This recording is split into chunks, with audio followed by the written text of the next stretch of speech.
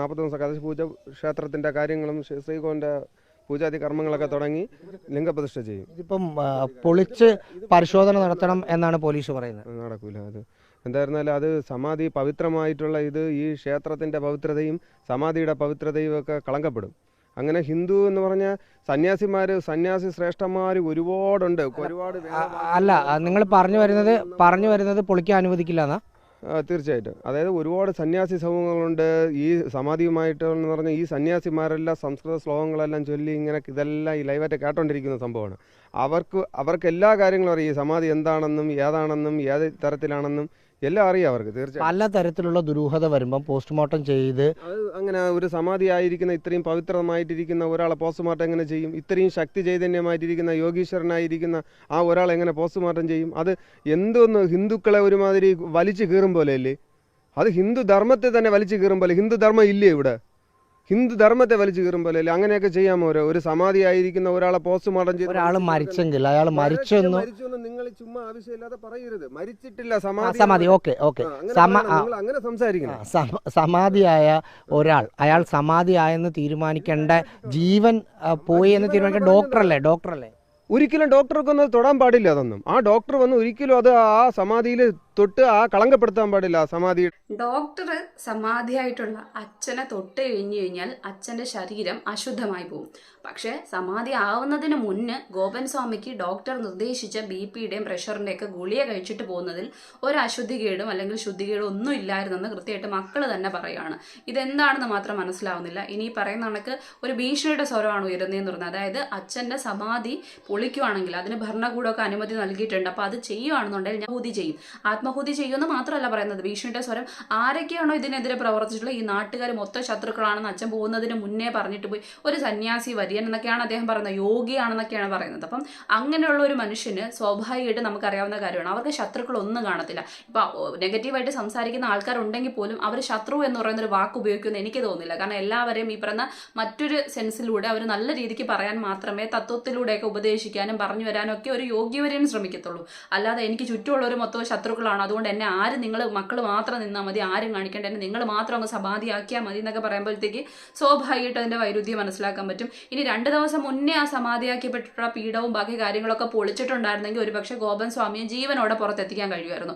ഇനിയിപ്പം പറ്റത്തില്ല, ഉറപ്പായിട്ട് ശ്വാസം മുട്ടി തന്നെ ആയിരിക്കും മരണം സംഭവിച്ചിരിക്കുന്നതെന്ന് പറയുന്നത്. അപ്പോൾ സ്വാഭാവികമായിട്ടും ഈ മക്കൾ ജീവനോടെ തന്നെ സമാധിയാക്കിയാണെന്നുള്ള ഒരു കാര്യം, കാരണം നെഞ്ചോളം ഭസ്മം ഇട്ട് മൂടി എന്നൊക്കെയാണ് പറഞ്ഞുകൊണ്ടിരിക്കുന്നതെന്ന് പറയുന്നത്. ഇതിൽ തന്നെ മനസ്സിലാക്കാൻ പറ്റും. ഇന്നലെ തന്നെ ഞാൻ പറഞ്ഞ കാര്യമാണ്, നമ്മുടെ കേരളത്തിൽ അല്ലെങ്കിൽ ഇന്ത്യയിലൊക്കെ നടക്കുന്നതെന്ന് പറയുന്നത് ഒരു മതക്കച്ചവടം കൃത്യമായിട്ട് ഒരു സൈഡിലൂടെ നടന്നു പോകുന്നുണ്ട്. അതായത് ആചാരങ്ങളെയും വിശ്വാസങ്ങളെയും മുതലെടുത്ത് ആൾക്കാരെ തമ്മിൽ ഈ പറയുന്ന കച്ചവടത്തിലൂടെ കാശുണ്ടാക്കാൻ ശ്രമിക്കുന്ന ഒരു കൂട്ടം, അവരാണ് ഇവിടുത്തെ ഏറ്റവും വലിയ ശതകോടീശ്വരർ എന്ന് നമുക്ക് പറയാൻ പറ്റും. അതാണ് വിശ്വാസത്തെ വെച്ചുള്ള കച്ചവടം എന്ന് പറയുന്നത്. അത് തന്നെയാണ്. കാരണം ഇയാൾ തന്നെ പറയുന്നുണ്ട് കൃത്യമായിട്ട്, ഈ പറയുന്ന ക്ഷേത്രത്തിന് വേണ്ടിയിട്ടുള്ള ഒരുപാട് ഈ പറയുന്ന കേസുകൾ നടക്കുന്നുണ്ട്, അത് ജനങ്ങൾക്ക് വിട്ടുകൊടുക്കണം, ഇങ്ങനെ വഴി തർക്കം, ഇങ്ങനെ കുറേ കാര്യങ്ങൾ നടക്കുന്നുണ്ട്. ആദ്യം പറയുകയാണ് 3 വർഷമായിട്ട് അച്ഛൻ ഇവിടോട്ട് വരാറേ ഇല്ലായിരുന്നു എന്ന് മൂത്ത മകൻ പറയുന്നു. പിന്നീട് വീണ്ടും റിപ്പോർട്ടർ ചോദിക്കുന്ന സമയത്ത് പറയാനില്ല, അനുജൻ കർമ്മങ്ങളൊക്കെ ചെയ്യുന്ന സമയത്ത് അല്ലെങ്കിൽ ചടങ്ങുകളൊക്കെ ചെയ്യുന്ന സമയത്ത്, ദീപാരാധനയൊക്കെ നടത്തുന്ന സമയത്ത് അച്ഛൻ വന്ന് തൊഴുതിട്ട് പോവാറുണ്ടായിരുന്നു. പല സമയത്തും പല കാര്യങ്ങളാണ് പറയുന്നത്. ആദ്യം പറയുന്നു അച്ഛന് കിടപ്പിലായിരുന്നു, അച്ഛൻ അവിടെ ഇരുന്ന് തന്നെ ഈ പറഞ്ഞ സമാധി ആയതിനു ശേഷം ഞാനും അനുജനും കൂടി എടുത്തോണ്ട് പോയി സമാധി കല്ലിൽ ഇരുത്തിയിട്ട് അങ്ങനെ സമാധി ആയതാണ്, ഞങ്ങളത് കെട്ടിയതാണ്. പിന്നെ ചോദിക്കുന്ന സമയത്ത് പറയുകയാണ് ഈ പറയുന്ന അനുജൻ എൻ്റെ കയ്യിൽ നിന്ന് ഗുളികയും എല്ലാം വാങ്ങി കഴിച്ചിട്ട് അച്ഛൻ നേരെ നടന്നു പോയിരുന്ന് അവിടെ ഇരുന്ന് സമാധി ആയതാണ്.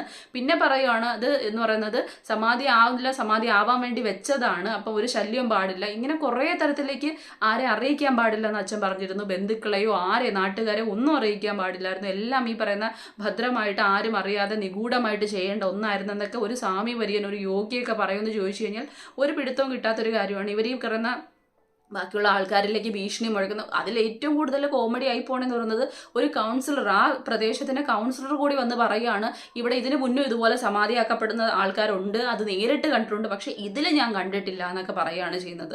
എന്താണ് ആ നാട്ടിൽ മൊത്തം ഇത്തരത്തിലുള്ള പ്രശ്നം അല്ലെങ്കിൽ അന്ധവിശ്വാസത്തിൽ മുതലെടുത്തുകൊണ്ടിരിക്കുകയാണോ, ആൾക്കാരിലേക്ക് എത്തിക്കൊണ്ടിരിക്കുകയാണോ എന്ന് മനസ്സിലാവുന്നില്ല. ഇതിൽ ഒറ്റ കാര്യം മാത്രമേ ഉള്ളൂ, ആ ക്ഷേത്രത്തിൽ നിന്ന് പ്രത്യേകിച്ച് ഇവർക്ക് ആൾക്കാരൊന്നും വരാത്തത് കൊണ്ട് തന്നെ വരുമാനം ഇല്ലായിരുന്നു. അപ്പോൾ സ്വാഭാവികമായിട്ടും ഒന്നിൽ കിടപ്പ് രോഗിയായിരുന്നിട്ടുള്ള അദ്ദേഹം ഗോപൻ സ്വാമി മരണപ്പെട്ടതാണ്. അതിനുശേഷം ഇതുപോലെ സമാധിയൊക്കെ ഉണ്ടാക്കി വെച്ചിട്ട് ഈ സമാധി ആയതാണെന്നൊക്കെ പ്രചരിപ്പിക്കുന്ന സമയത്ത് സ്വാഭാവികമായിട്ടും വിശ്വാസി എന്ന് പറയാൻ പറ്റത്തില്ല, അന്ധവിശ്വാസത്തെ മുറുകെ പിടിക്കുന്ന രീതിക്ക് കൊണ്ടുപോകുന്ന ഒരു കൂട്ടരുണ്ട്. അപ്പം സ്വാഭാവികമായിട്ടും വിശ്വാസത്തെ കച്ചവടമാക്കിക്കൊണ്ട് അവിടെ കൂടുതൽ ആൾക്കാർ വരും, പൈസയുടെ കച്ചവടം ഉണ്ടാവും, കൃത്യമായിട്ട് ഒരു ഇൻകം. അവർ തന്നെ നേരത്തെ പറയുന്നുണ്ട് പശു വളർത്തലും ബാക്കി കാര്യങ്ങളും ഒക്കെയാണ്, അല്ലാതെ വെളിയിൽ നിന്ന് ആരും സഹകരിക്കുന്നില്ല, എല്ലാവരും ശത്രുക്കളാണെന്നാണ് പറഞ്ഞുകൊണ്ടിരിക്കുന്നത്. അപ്പം നാട്ടുകാരെ തന്നെ ശത്രുക്കളാക്കി വെച്ചുകൊണ്ട് പുറത്തു നിന്നുള്ള ഇത്തരത്തിലുള്ള ആൾക്കാരെ, വിശ്വാസികളെ അവിടേക്ക് അടുപ്പിക്കാൻ ഇത് കൊണ്ട് പറ്റും. അതുകൊണ്ടാണല്ലോ ഒരു പോസ്റ്റർ അടക്കം അല്ലെങ്കിൽ ഒരു ഫ്ലെക്സ് അടക്കം അടിച്ച് അച്ഛൻ സമാധിയായി ഇവരൊക്കെ അറിയിക്കുന്ന ഒരു അച്ഛൻ മരണപ്പെട്ട് കിടക്കുന്ന സമയത്ത് അതിന്റെ പൂജാകർമ്മങ്ങൾ ചെയ്തുകൊണ്ടിരിക്കുന്നെന്ന് പറയുന്നു. അതിനിടയിൽ തന്നെ പോയി ഫ്ലെക്സ് അടുപ്പിക്കാനുള്ള കാര്യങ്ങൾ നിർദ്ദേശങ്ങൾ കൊടുത്ത് അതിനിടയിൽ കൊണ്ട് തന്നെ ഫ്ലെക്സ് അടുപ്പിച്ച് കിട്ടുന്നു. ഇതൊക്കെ ഒരിക്കലും അംഗീകരിക്കാൻ പറ്റാത്ത, ഒരു ലോജിക്കലി നമുക്ക് ചിന്തിക്കാൻ പറ്റാത്ത കുറേയധികം കാര്യങ്ങളാണ്. ഇത് ഇത്രയും മാത്രമേ ഉള്ളൂ. അവിടെ അവർക്ക് കൃത്യമായിട്ട് ഒരു വരുമാന മാർഗം കിട്ടണം. അപ്പൊ സ്വാഭാവികമായിട്ടും ഒന്നി അറിഞ്ഞുകൊണ്ട് അച്ഛനെ സമാധിയാക്കി കാണും. അപ്പൊ സ്വാഭാവികമായിട്ടും ഇങ്ങനെ സമാധി ആയി എന്നൊക്കെ പറയുന്ന സമയത്ത് അതൊരു വലിയ സംഭവമാണ്. ഇതൊരു ഈ പറയുന്ന കണക്ക് 2025 ചിന്ത പോലും ഇല്ല. കുറച്ച് പേരൊക്കെ കമന്റ് ചെയ്തിട്ടുണ്ട് ഇത് ഉത്തരേന്ത്യയിലാണെങ്കിൽ പിന്നെ നടക്കുന്ന ഒരു കാര്യമാണ്, ഇത് കേരളമാണ് മാറിപ്പോയി സ്ഥലം എന്നുള്ളൊരു കാര്യം. ശരിയായിട്ടുള്ള കാര്യമാണ്. ഇവിടെ ഈ പറയുന്ന കണക്ക് പോസ്റ്റ്മോർട്ടം എന്ന് പറയുന്ന ഒരു കാര്യം, മരണപ്പെടുന്ന സമയത്ത് സ്വാഭാവികമായിട്ട് നാട്ടുകാരോ ബന്ധുക്കളോ ആരെങ്കിലും സ്ഥിരീകരിക്കണം. പോട്ടെ, ഇതൊന്നും വേണ്ടായിരുന്നു, അറ്റ്ലീസ്റ്റ് ഒരു ഫോൺ എടുത്ത് ഒരു വീഡിയോ, അത് അവർക്ക് തന്നെ പോയിരിക്കുന്ന ഒരു കാര്യമില്ലേ, സമാധി ആയതാണെന്നുള്ള കൃത്യമായിട്ട് ഒരു വീഡിയോ എടുത്തു കഴിഞ്ഞാൽ അത് തന്നെ ഇന്ന് വൈറലാവാത്ത കാര്യങ്ങളൊന്നുമില്ല. അപ്പം സ്വാഭാവികമായിട്ടും ഇതിനെക്കാളും അതിവേഗത്തിൽ ഒരു പോസ്റ്ററിന്റെയോ ഫ്ലെക്സിന്റെ ആവശ്യമില്ല, പെട്ടെന്ന് തന്നെ വൈറലായി പോകും. അച്ഛൻ സമാധിയായ കാര്യങ്ങൾ അറിയാം, അപ്പൊ അതിന് വേണ്ടിയുള്ള കാര്യങ്ങളൊക്കെ നടക്കുകയും ചെയ്യും. ഇതിപ്പം അതിനൊന്നും പാടില്ല, ആരും കാണാൻ പാടില്ല, എല്ലാം ഈ പറയുന്ന കണക്ക് ആരും അറിയാത്ത രാത്രി സമയങ്ങളിലും മറ്റും ഒരാളും അറിയാതെയൊക്കെ കർമ്മങ്ങൾ ചെയ്യുന്നു, പൂജകൾ ചെയ്യുന്നു, സ്ലാബിട്ട് മൂടുന്നു, സമാധിയായി എന്ന് പറയുന്നു, തൊട്ട് കഴിഞ്ഞാൽ മരിക്കൂ എന്ന് പറയുന്നു, ഭീഷണിയാവുന്നു, എല്ലാവരുടെയും പേര് എഴുതി വെക്കും, എനിക്ക് കോടതിയിൽ പോകേണ്ടി വരുന്ന ആവശ്യമില്ല, ഞാൻ കോടതിയിൽ പോകില്ല എന്നൊക്കെ പറയുന്ന സമയത്ത് തന്നെ സ്വാഭാവികമായിട്ട് മനസ്സിലാക്കാൻ പറ്റും ഇത് എന്തൊക്കെയോ ബുദ്ധിയുടെ പ്രശ്നങ്ങളൊന്നും സ്വാഭാവികമായിട്ടും ഇല്ല, അല്ലെങ്കിൽ മനസ്സിന് പ്രത്യേകിച്ച് പ്രശ്നങ്ങളൊന്നുമില്ല.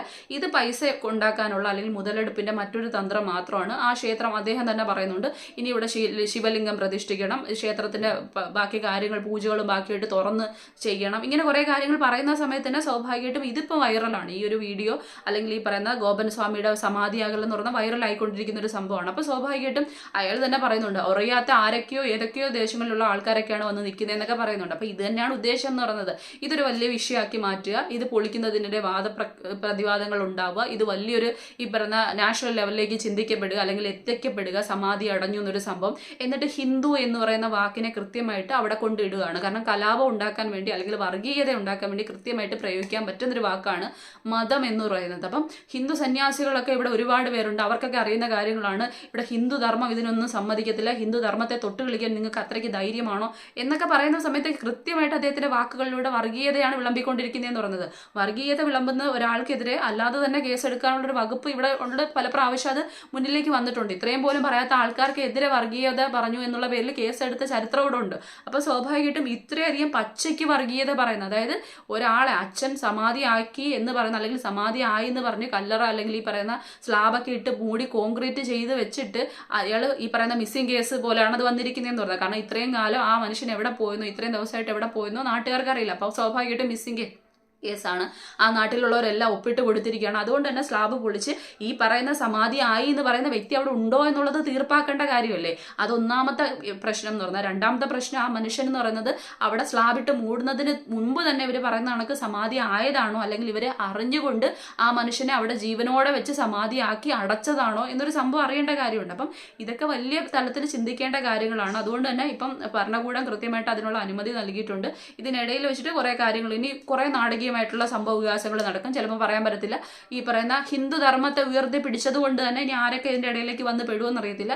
എന്തായാലും നമ്മുടെ നാടിനെ തമ്മിൽ തല്ലിക്കാൻ വേണ്ടിയിട്ട് ഈ പറയുന്ന അന്ധവിശ്വാസങ്ങളെ മുതലെടുപ്പിക്കുന്ന അല്ലെങ്കിൽ ഈ പറയുന്ന ആൾദൈവങ്ങൾക്കൊക്കെ കൂട്ട് നിൽക്കുന്ന ഈ പറയുന്ന നമ്മുടെ ഹിന്ദു എന്ന് പറയുന്ന അല്ലെങ്കിൽ മുസ്ലിം അല്ലെങ്കിൽ ക്രിസ്ത്യൻ എന്നൊക്കെ പറയുന്ന ഒരു മതം, ഇങ്ങനെയുള്ള മതങ്ങളെ വെച്ചുകൊണ്ട് പറയുന്ന സമയത്ത് പെട്ടെന്ന് അത് കലാപം ഉണ്ടാക്കാനോ വർഗീയതയായിട്ട് മാറ്റാനോ ആൾക്കാരെ തമ്മിലടുപ്പിക്കാനോ ഒക്കെ പറയാൻ പറ്റുന്നൊരു കാര്യമാണ്. അതുകൊണ്ട് തന്നെ ഹിന്ദു ധർമ്മത്തിൽ ഇത് നടക്കില്ല എന്ന് അത്രയും ഇതായിട്ട് പറയുന്ന സമയത്ത് സ്വാഭാവികമായിട്ടും ഇതിൽ ഒരുപാട് പ്രശ്നങ്ങൾ ഉണ്ടാവാനുള്ള ചാൻസ് ഉണ്ട്. കാരണം ഇതെന്ന് പറഞ്ഞാൽ അവർക്ക് കൃത്യമായിട്ട് അറിയാം, മതത്തെ വെച്ച് കളിച്ചു കഴിഞ്ഞാൽ അത് കൈ പൊള്ളുന്ന കാര്യമാണെന്ന് കൃത്യമായിട്ട് അത്രയും ബുദ്ധിയുള്ള അത്രയും വിവരമുള്ള മോൻ തന്നെയാണ്. അപ്പോൾ സ്വാഭാവികമായിട്ടും ഇതിൽ എന്തൊക്കെയോ ഒളിച്ചു വെക്കാനുള്ള കാര്യങ്ങൾ ഉണ്ടായതുകൊണ്ടായിരിക്കും ഇത്തരത്തിലുള്ള കാര്യങ്ങളിലേക്ക് കൊണ്ടെത്തിക്കുന്നത്. അതല്ലെങ്കിൽ പിന്നെ എന്താണ് സംഭവം? നേരത്തെ പറഞ്ഞതുപോലെ ഡോക്ടർക്ക് തൊട്ടാൽ അശുദ്ധിയാവും, പക്ഷേ ഡോക്ടർ കൊടുത്ത ഗുളിക കഴിച്ചിട്ട് അച്ഛനെ സമാധിയാക്കാൻ പറ്റും.